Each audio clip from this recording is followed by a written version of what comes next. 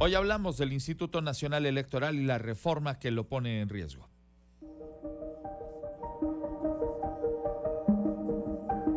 Podría ser en diciembre cuando quede definido el futuro del Instituto Nacional Electoral, el órgano que ha sido garante de la democracia en el país y el cual, en las últimas fechas, ha estado en medio de aquellos que impulsan reformas para transformarlo y quienes saldrán en su defensa el próximo fin de semana. ¿Qué ganará la sociedad de este proceso legislativo? El Instituto Nacional Electoral, el INE, ha sido encargado de sacar adelante los comicios electorales del 2018. En 2021, a pesar de los señalamientos en su contra, se encargó de llevar a buen puerto las llamadas elecciones intermedias en nuestro país. La reforma electoral propuesta por el gobierno federal podría impedir al INE arribar a los procesos electorales del 2024 tal y como lo conocemos. Y es que la propuesta presidencial busca sustituir al INE por el Instituto Nacional de Elecciones y Consultas, el cual de entrada perdería la atribución de conformar el padrón electoral. El INEC estaría integrado, de acuerdo a la propuesta, por consejeros y magistrados electorales electos por la vía del voto popular, y en él se centralizarían todas las elecciones que se registran en el país, es decir, propone la desaparición de los órganos electorales locales, así como los tribunales electorales locales.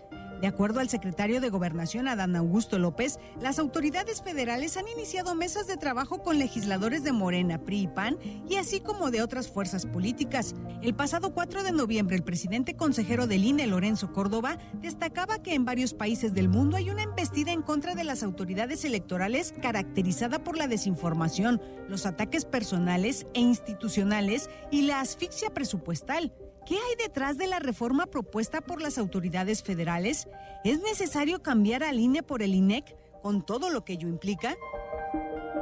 Gracias a nuestra directora de noticias, Tere Garay, por esta cápsula de introducción. Saludo a nuestros invitados a la mesa en el orden en el que fueron sorteados previamente. Buenos días, Jesús Méndez Aguilar, ¿cómo estás?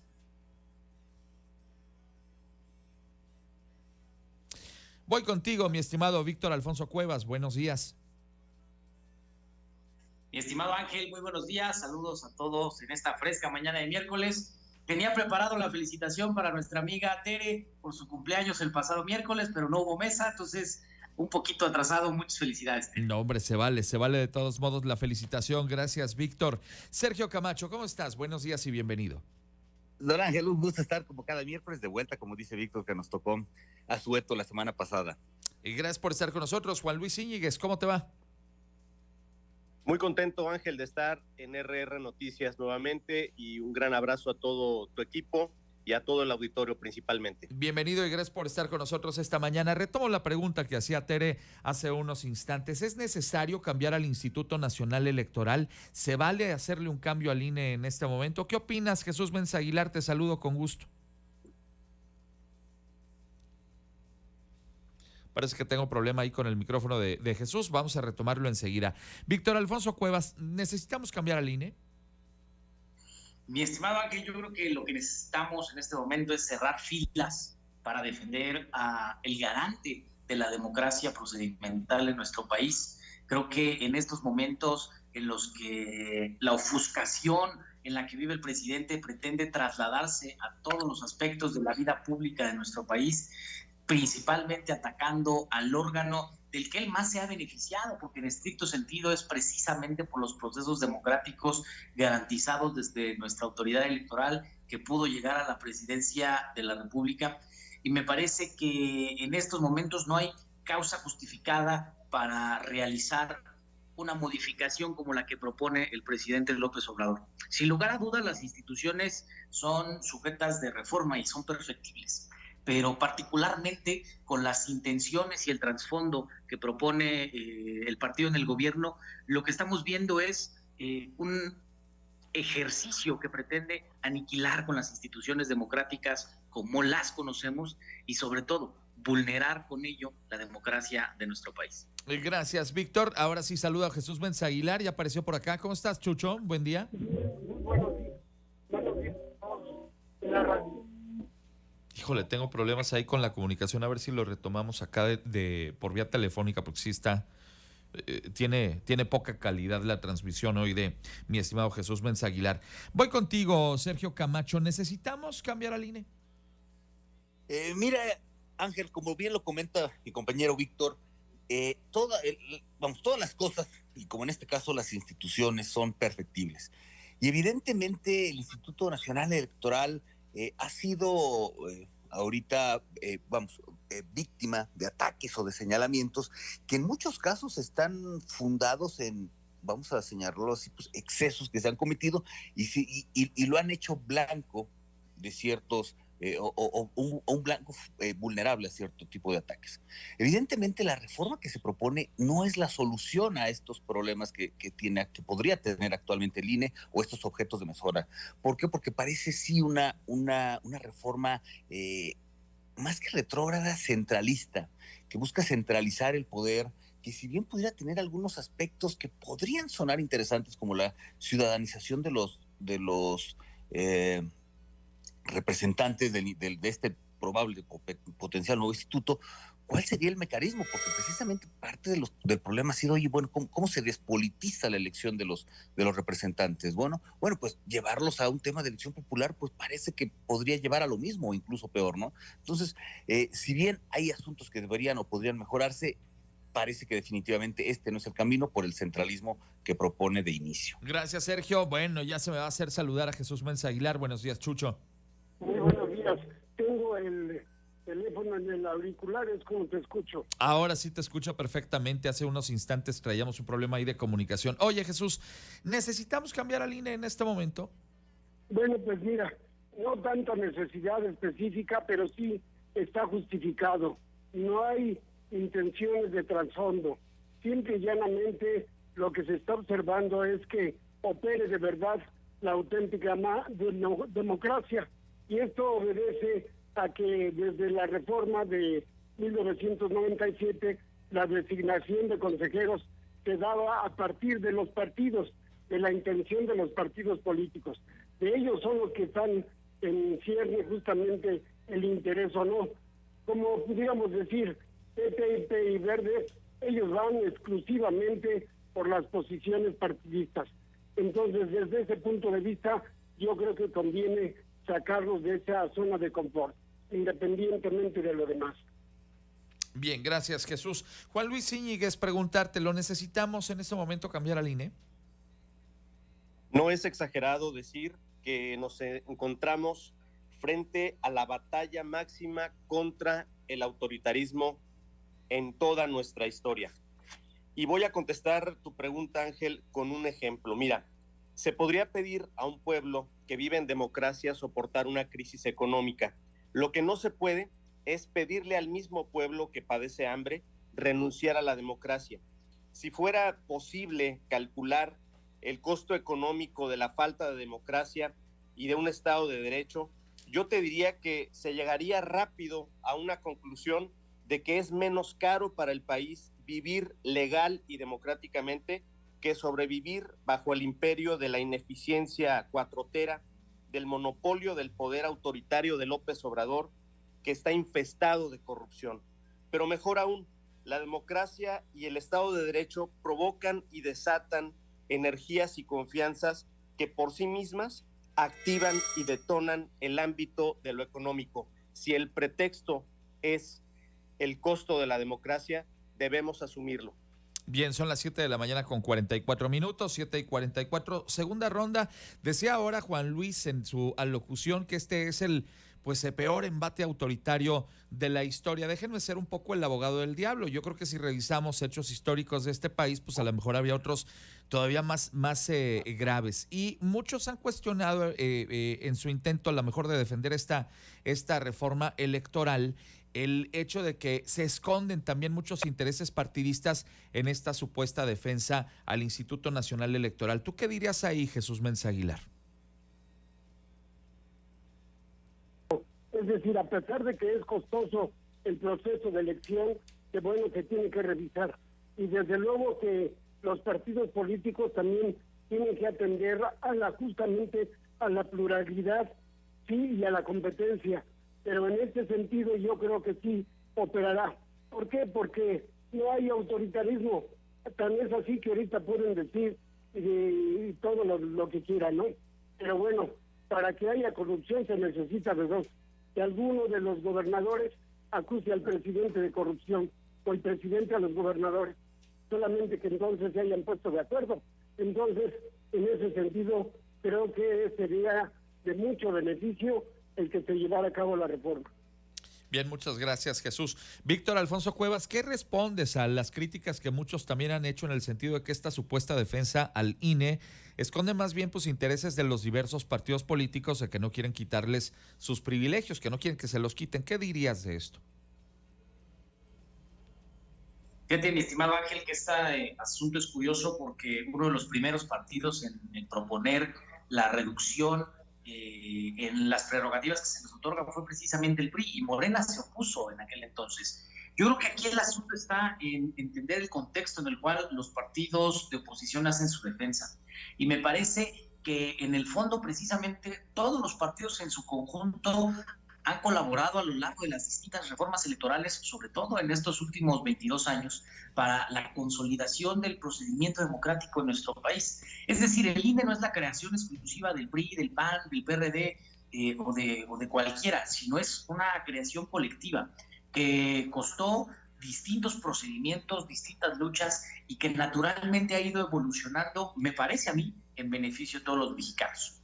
Y el contraste es que precisamente ahora la reforma propuesta por el presidente pues pareciera ser que pretende apoyar única y exclusivamente al partido en el gobierno. Naturalmente, desde los ejercicios que se han estado realizando de analizar el contenido del presidente, pues lo grave es que atenta justamente contra las garantías democráticas, son eliminando organismos electorales, eliminando y concentrando al juez y parte en el arbitraje electoral en una misma institución, quitándole al Instituto Electoral la posibilidad de realizar el padrón electoral. En fin, son varios los retrocesos que se provocan, y yo sí coincido con Juan Luis, me parece que es el atentado más grave, sobre todo en tiempo y circunstancia, porque los tiempos no están para atentar en contra de la democracia, particularmente porque el pueblo ya no puede permitir estos abusos por parte de los autoritarios. Bien, gracias, Víctor. Sergio Camacho, estas frases grandilocuentes ¿no esconden también la intención de algunos actores políticos de que no les quiten sus privilegios con esta pretendida reforma? Pues sí, Ángel, parte de lo que comentaba y que ha sido lo que hace al Instituto Nacional Electoral, que a pesar, como lo comenta Víctor, ha sido un instituto que se ha venido fortaleciendo a lo largo de su existencia, perfeccionándolo, buscando esas áreas de mejora, de oportunidad. Pero claro, lo que se mantiene es de que parece que estos consejeros terminan siendo electos o nombrados por ciertas cuotas o cotos de poder en turno, ¿no? La centralización definitivamente parece que solo podría hacer esto mucho más evidente o mucho más crudo. Entonces, si bien estas propuestas en algunos casos tienen sentido y pueden generar eco, más importante es de, oye, ¿qué queremos? Bueno, ¿cómo se va a hacer, no? Sobre todo esta parte, insisto, los consejeros elegidos de manera abierta por la ciudadanía. Bueno, ¿cuál va a ser el procedimiento? Porque, insisto, esto termina siendo puertas o salidas fáciles para los partidos que estén en el poder, y sobre todo cuando pretende centralizarse, lo hace mucho más complicado para la transparencia o legitimidad de los resultados. Gracias, Sergio. ¿Qué responderle a quienes cuestionan el hecho de que en esta pretendida defensa al INE también hay escondidos intereses partidistas, Juan Luis? Bueno, ni tal cosa, Ángel. ¿Por qué razón? Porque nunca en la historia reciente se había discutido una reforma electoral que proviene del presidente. Las reformas, históricamente, hay que recordarlo, siempre han sido producto del acuerdo, del consenso, de la exigencia con alto valor cívico de distintas fuerzas políticas, principalmente impulsadas desde la oposición y la sociedad civil, a la que hoy ignora la 4T. Es una alarma nacional por una inminente regresión al pasado. Esta reforma, esta propuesta que pone el presidente nuevamente como orden ante el legislativo, es un agravio a la vida democrática, afecta evidentemente la representación y el equilibrio entre las minorías y las mayorías, porque lleva nuevamente el control de los comicios a la esfera del gobierno federal centralista. Esto afecta obviamente su gestión presupuestal, elimina la autonomía ciudadana y su imparcialidad partidista. Verdaderamente es grave lo que está pasando, aunque el presidente se canse de insultar y de llamar cretinos a los que defendemos al INE. Gracias, Juan Luis. Más del contexto esta mañana.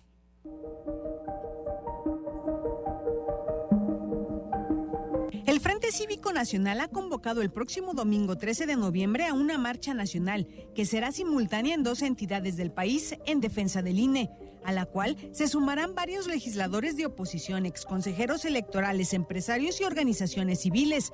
De acuerdo al Frente Cívico, la propuesta de reforma presidencial atenta contra la democracia de nuestro país. En respuesta a la marcha que se está convocando, el presidente Andrés Manuel López Obrador argumentó que la movilización no busca defender la democracia, sino atacar a su gobierno. Desde el 2014 ha sido el INE el que se ha encargado de garantizar procesos electorales transparentes. Sin embargo, el futuro del órgano electoral es incierto. ¿Qué hay atrás de la reforma electoral que propone la desaparición del INE? ¿Hacia dónde navega nuestra democracia? De nueva cuenta, gracias a Tere Garay, nuestra directora de noticias, por estas cápsulas de contexto. Bueno, pues han circulado los datos de esta encuesta que mandó a hacer el INE y que luego pues se enredó ahí el consejero presidente del Instituto Electoral en las explicaciones de por qué no, luego sí se dieron los resultados, etcétera, etcétera. Pero hay un punto para el presidente de la República y hay que reconocerlo también. La opinión pública parece estar de acuerdo en sí querer una reforma electoral. ¿Qué dices de esto, Jesús? Indudablemente que la opinión pública está a favor. Aquí lo más importante se acaba de comentar, acuerdo y consenso entre iguales. Recordemos que las minorías no tenían verdadera representación, aun cuando hubo una intención del PRI en un principio para que tuvieran la representación de los plurinominales. Entonces, en observando justamente el interés de los partidos políticos fuertes o mayoritarios, bueno, pues lo que hacían era única y exclusivamente trabajar en sus consensos y acuerdos, y de ahí que salieran los candidatos que fueran por listas. Entonces no había tal competencia. Hoy lo que se pretende justamente es que haya competencia entre iguales. Eso es lo que contiene en el fondo la reforma electoral. Gracias, Jesús.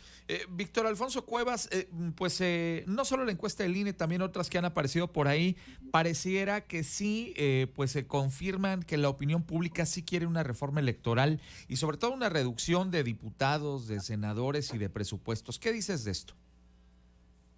Le has dado al punto, mi estimado Ángel.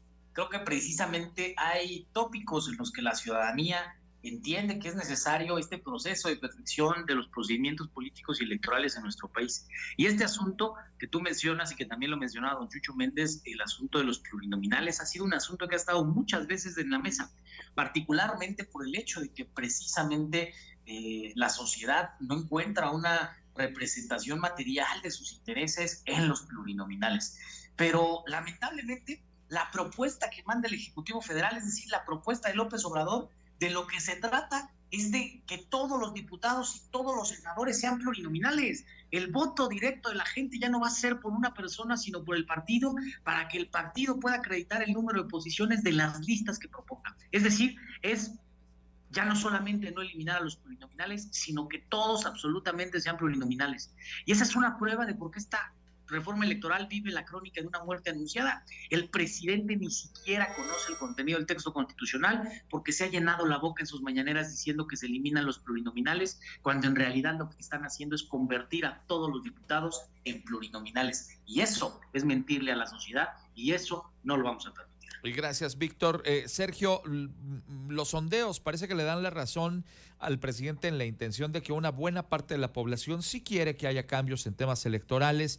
Lo hemos planteado aquí en la mesa en otras ocasiones, el asunto de la reducción de los pluris, el asunto de la eliminación de presupuestos que son onerosos y que pues terminamos pagando obviamente la actividad de los partidos políticos cuando, por ejemplo, hay en Estados Unidos, pues son los partidos los que se autofinancian con las cuotas, las donaciones, las aportaciones de cada uno de los ciudadanos. ¿Qué decir de esto?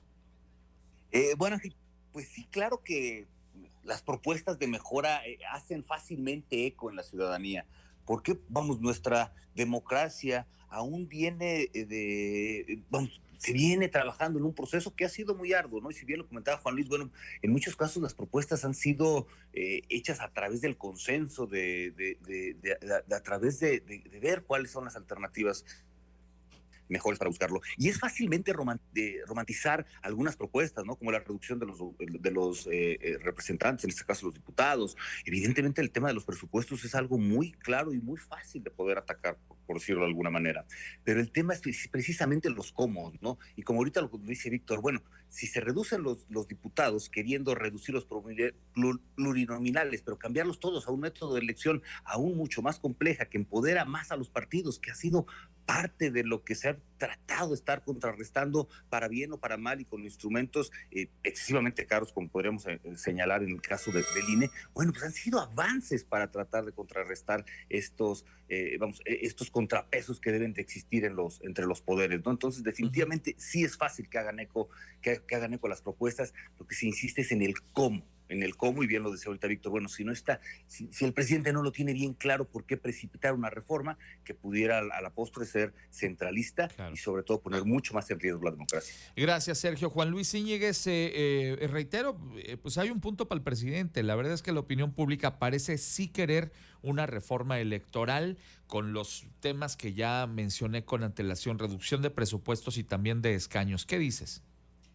Si la reforma pasa por garantizar la plena autonomía del INE, implementar una segunda vuelta electoral urgente en este país e implementar el voto electrónico, por poner ejemplo, adelante.